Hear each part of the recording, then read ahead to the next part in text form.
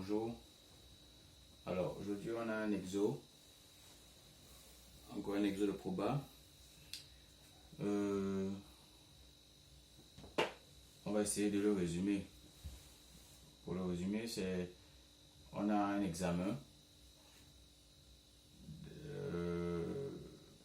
Au cours de l'examen, le candidat est appelé à répondre à N questions. Ça peut être 10 questions, ça peut être 25 questions, ça peut être 100 questions, on ne sait pas. Et au cours de l'expérience, ce qu'on sait, les informations qu'on a, c'est que le candidat connaît un certain nombre de questions. C'est-à-dire qu'il connaît la réponse à un certain nombre de questions. On va appeler ça grand X.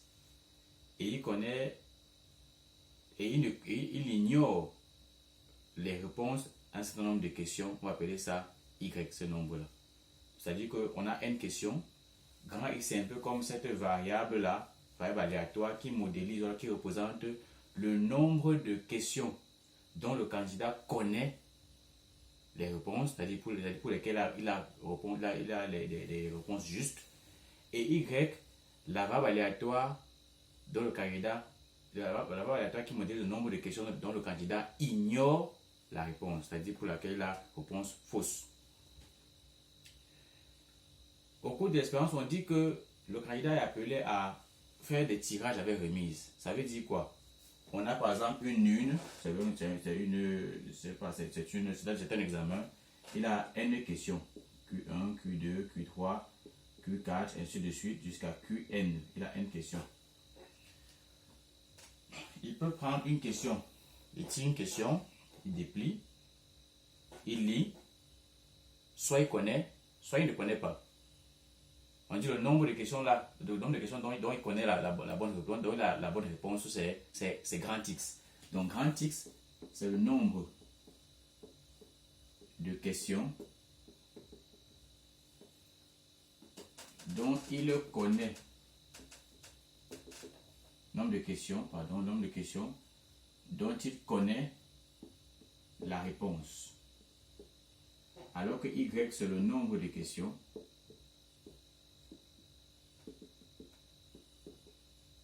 dont il ignore la réponse. Ok? Donc, on dit, il fait les tirages, il lit, il répond, soit c'est juste, soit c'est faux, et il remet. Donc, c'est des tirages avec remise. Dans une situation de tirage avec remise. Ça veut dire quoi? Avec des remises. Ça veut dire quoi? Ça veut dire que il peut tirer Q2. Il lit, il répond. Il remet. Ensuite, il tire Q3. Ou alors QN. Peu importe. On ne sait pas, c'est aléatoire. Ensuite, il tire QN. Il lit, il remet. Et cette fois-ci, en tirant, il retire encore Q2. C'est ce que ça veut dire. Ça qui veut dire avec remise. Il peut tirer la même question plusieurs fois. Autre information, c'est qu'on dit que la proportion des bonnes réponses, ici, c'est P. Ça veut dire qu'il a une proportion de P, de connaître d'avoir la bonne réponse c'est-à-dire que si on suppose, on va expliquer ça un peu mécaniquement pour que ce soit un peu plus accessible. Si on dit qu'il a une proportion de 50% d'avoir la bonne réponse, c'est une proportion P de 50% d'avoir la bonne réponse, ça veut dire en fait qu'il a un truc comme 50, il a 50 sur 100. C'est un peu comme s'il a un demi. Donc, il a une proportion il a la proportion 1 demi. C'est-à-dire qu'il a une chance sur 2 de trouver toujours la réponse. C'est pour ça qu'on peut essayer de comprendre ça. Il a une chance sur 2 de trouver la bonne réponse, d'avoir la bonne réponse.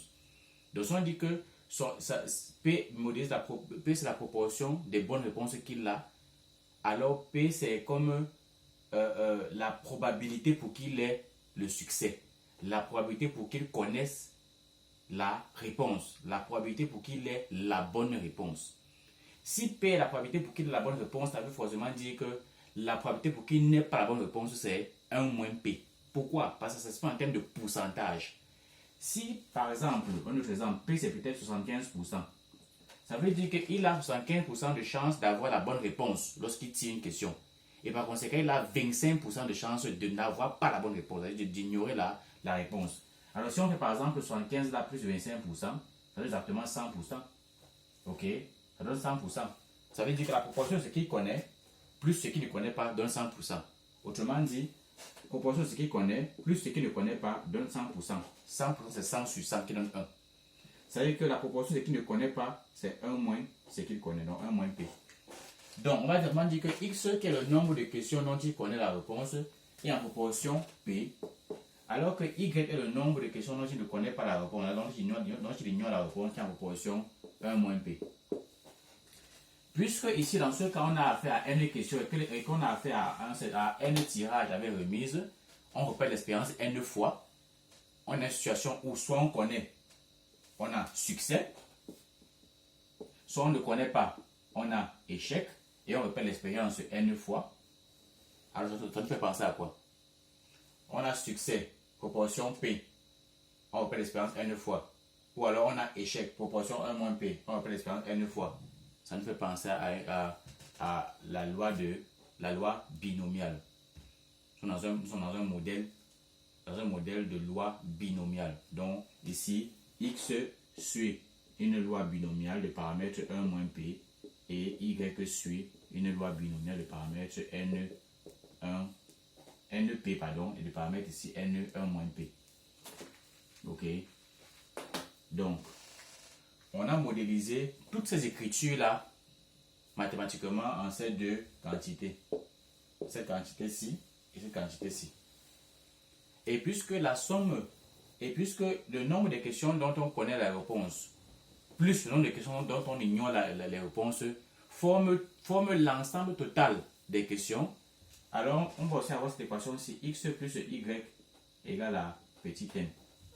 Le nombre de questions dont je connais la réponse, le nombre de questions dont je ne connais pas, c'est-à-dire pour lesquelles je ne connais pas, je n'ai pas la bonne réponse, en faisant la somme de ces questions-là, on a exactement le nombre de questions totales. Ok, on peut donc répondre à la question, quel est le lien entre variance de x plus y et variance de x plus variance de y? Variance de x, déjà premièrement, x sur une loi binomiale, ça veut dire que la variance est NPQ. NPQ. Q c'est quoi? C'est la probabilité de l'élément contraire à P, la probabilité de l'échec qui est 1 moins P. 1 moins P. Variance de Y, c'est la même chose. C'est aussi NPQ, mais en fait son P c'est 1 moins P. Vous avez N ceci fois la probabilité de l'élément contraire à 1 moins P, c'est-à-dire P. Donc finalement on voit bien que variance de X et variance de Y c'est la même chose. Or, variance de X plus Y, en fait comme X plus Y c'est petit n, coïncide avec variance de N. N'oublions pas, N c'est un nombre fixe, c'est le nombre de questions de l'examen, c'est le nombre total de questions de l'examen. Ok, ça peut être 50 questions, ça peut être 1000 questions, je ne sais pas. Ok, ça peut être 500 questions, je ne sais pas trop. Ok, donc c'est un nombre fixe qui n'est pas aléatoire. Si ce nombre n'est pas aléatoire, sa variance est 0. Pourquoi? Est-ce qu'on peut démontrer ça rapidement? Oui, on peut démontrer rapidement. La variance de quelque chose, c'est quoi? C'est son moment d'ordre 2 moins son espérance au carré. Donc, si on prend par exemple n, c'est une explication, c'est une parenthèse. Variance de n, c'est quoi? Ce sera espérance de n carré moins espérance de n le tout au carré. Or, n n'étant pas aléatoire, espérance de n carré donne toujours n carré. Moins espérance de n n'étant pas aléatoire, espérance de n, ça donne n. N le tout au carré, ça donne n carré. Ça fait n carré moins n carré qui donne 0. Donc la variance de toute constante est nulle. Donc, on peut remarquer donc là que dans cette situation, ok, dans cette situation, la variance de x plus y qui est 0 est bel et bien différente de la variance de x plus la variance de y. Donc la variance de x plus y est bel et bien différente de la variance de x plus la variance de y. la somme, cette somme donne en fait 2P facteur de 1 moins P. Ok. Bon, bien sûr, ça marche pour le cas où P est différent de 0 et P est différent de 1. Mais on le sait, dans le cas du modèle de la binomiale, si P c'est 0 ou alors P c'est 1, les probabilités des cas de succès donnent 0. C'est pas très intéressant. Donc, voilà pour ce qui était de comparer la variance de x plus y à la variance de x plus la variance de y. Dans le cas d'un problème où un candidat est soumis à une question, il y a une proportion P d'avoir les bonnes réponses. Grand X modélise le nombre de questions dont tu connais les réponses, et grand Y modélise le nombre de questions dont tu ne connais pas les réponses, et qui sont en proportion forcément 1 moins P. Comme on repère l'expérience, on prend avec remise, on pense donc à un modèle binomial, parce qu'il y a succès, échec, on repère l'expérience, et probabilité de succès c'est P, probabilité d'échec c'est 1 moins P. Donc mécaniquement, on peut essayer de concevoir ça, comme ça, c'est une sorte de méthode pour essayer de comprendre déjà les problèmes, certains problèmes de probabilité liés aux lois, par exemple discrètes. Pourquoi pas même aux lois continues? Du moins, on aura le temps, on va essayer de manager un peu le temps pour avoir plus de vidéos, pour parler aussi de comment on peut interpréter mécaniquement aussi, pour le cas des lois continues. Merci.